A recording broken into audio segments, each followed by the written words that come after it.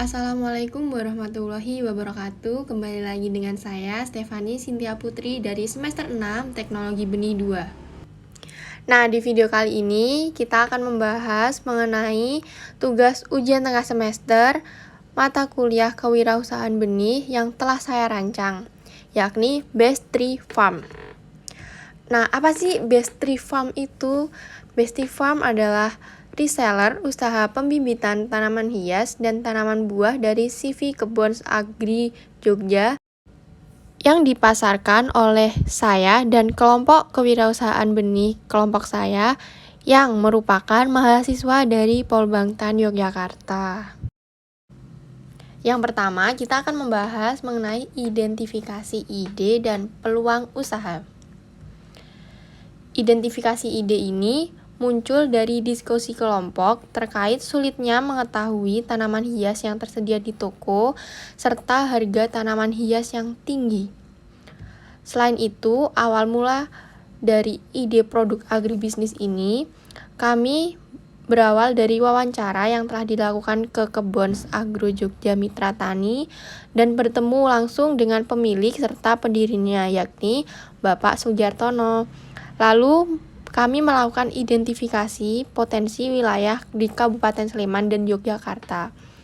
Potensi wilayah dilakukan dengan mencari data potensi sumber daya agribisnis dan penunjang agribisnis melalui website BPS Kabupaten Sleman. Hortikultura sendiri merupakan salah satu potensi yang dapat dijadikan produk kewirausahaan dan wisata agro. Dalam proses budidaya, tanaman hortikultura cukup mudah untuk dikembangkan. Hal ini banyak dijumpai dalam masyarakat yang melakukan kegiatan berkebun di rumah dengan pemanfaatan pekarangan dan tabu lampot pada masa pandemi COVID-19. Dengan ini muncullah peluang ide usaha agribisnis, yaitu usaha pembibitan tanaman hortikultura, tanaman buah, dan tanaman hias.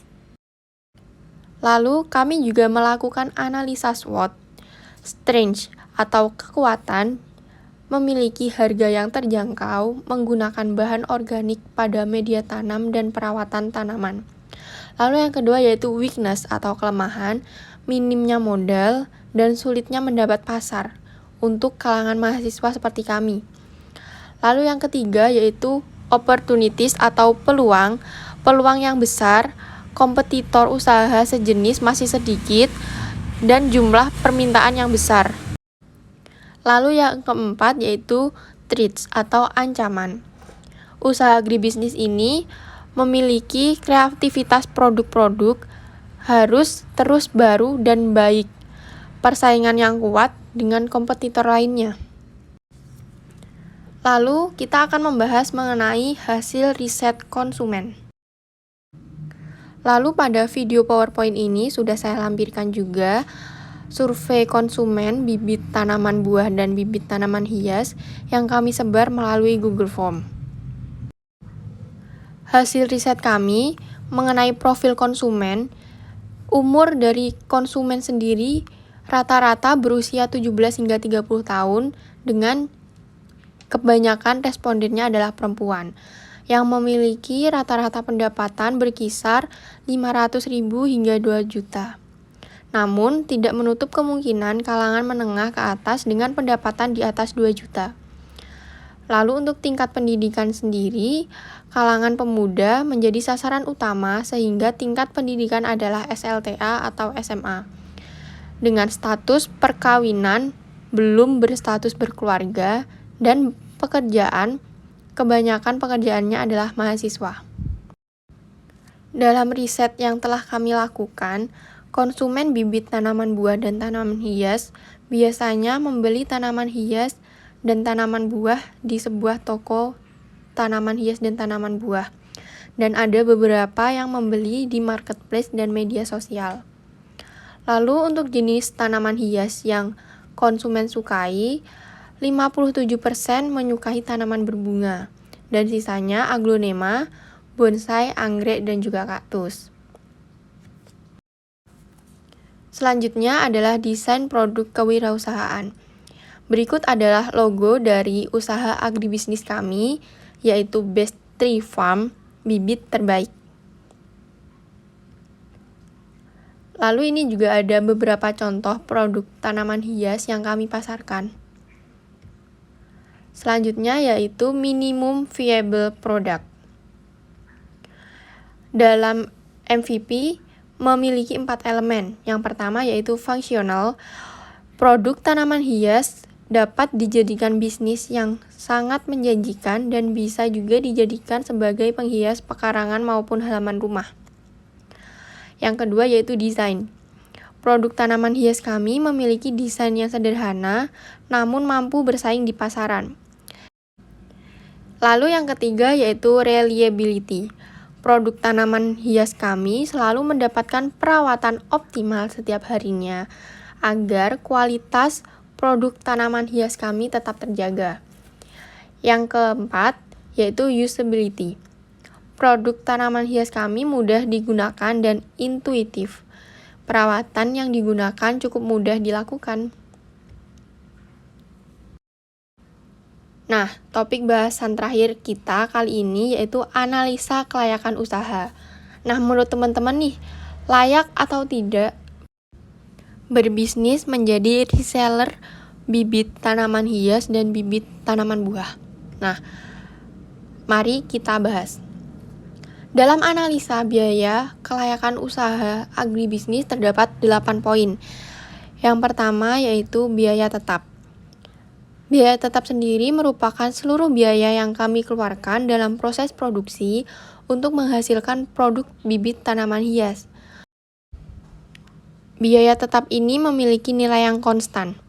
Dalam usaha kami, biaya tetap pada produksi usaha bibit tanaman hias meliputi pot, cangkul, sprayer, rak, rumah pembibitan, ember, selang, dan pengayak tanah. Total biaya tetap atau FC dalam setahun diperoleh Rp1.200.000. Lalu yang kedua yaitu biaya variabel. Biaya variabel yang kami keluarkan dalam proses produksi untuk menghasilkan produk yang besarnya tidak tetap. Biaya variabel atau biaya tidak tetap ini pada usaha agribisnis kami meliputi bibit tanaman buah untuk 6 bulan, bibit tanaman hias berumur kecil untuk 1 bulan, bibit tanaman hias berumur sedang untuk 2 bulan, bibit tanaman hias berumur panjang untuk 3 bulan, pupuk kompos untuk 6 bulan, pestisida nabati untuk 6 bulan, plastik semai per pak untuk 6 bulan, biaya promosi untuk 1 bulan, dan biaya lain-lain. Lalu untuk total biaya tidak tetap atau VC dalam 1 tahun diperoleh Rp2.800.000. Nah, yang ketiga yaitu biaya total. Total biaya operasional sendiri merupakan total biaya tetap dan total biaya tidak tetap. Total biaya yang dikeluarkan dalam usaha agribisnis ini adalah Rp4 juta. Setelah itu dihitung juga penerimaan. Penerimaan ini merupakan hasil perkalian dari jumlah produk yang terjual dengan harga. Penerimaan pada usaha agribisnis kami ini didapatkan per tahunnya yaitu Rp60 juta. Lalu yang kelima dihitung juga pendapatan atau keuntungan yang diperoleh. Pendapatan atau keuntungan itu sendiri merupakan jumlah nilai uang rupiah yang diperoleh pelaku usaha setelah penerimaan dikurangi dengan seluruh biaya atau total cost. Pendapatan atau keuntungan yang kami peroleh dalam perhitungan 1 tahunnya adalah Rp56 juta. Kami juga menghitung harga pokok produksinya. Harga pokok produksi sendiri merupakan besarnya nilai biaya yang dikeluarkan untuk menghasilkan 1 unit produk tertentu. Maka, HPP dapat dihitung dengan cara membagi total biaya dengan jumlah produk yang dihasilkan. Jumlah harga produksi yaitu Rp666,67. Setelah menghitung harga pokok produksi, dihitung juga harga jual produksinya atau HJP. Jika diambil keuntungan 40%, maka harga jual produksinya adalah Rp933,338. Dan jika diambil keuntungan 50%, maka harga jual produksinya atau HJP-nya adalah Rp1.005. Setelah melakukan berbagai penghitungan, kita juga harus menghitung revenue dalam suatu usaha agribisnis. Revenue ini sendiri merupakan perbandingan antara penerimaan dengan biaya. Revenue pada usaha ini menunjukkan bahwa usaha pembibitan tanaman hias dan tanaman buah ini layak untuk dikerjakan. Lalu kita harus menghitung analisa output-input ratio. Output-input ratio ini merupakan perbandingan output total dengan biaya variabel. Dalam usaha ini, output-input ratio-nya adalah 21,43. Untuk income atau cost ratio-nya adalah 15. Income atau cost ratio ini merupakan perbandingan antara keuntungan dengan total cost. Dan yang terakhir adalah payback period.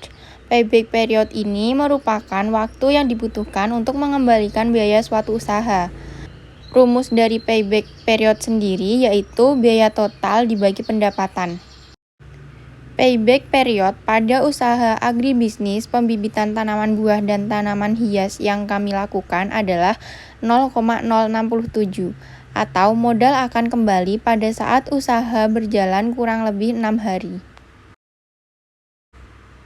Nah, itu tadi sedikit penjelasan mengenai usaha agribisnis tanaman hias dan tanaman buah yang sedang kami jalankan. Terima kasih sudah menonton. Berikut kami lampirkan cuplikan usaha agribisnis kami.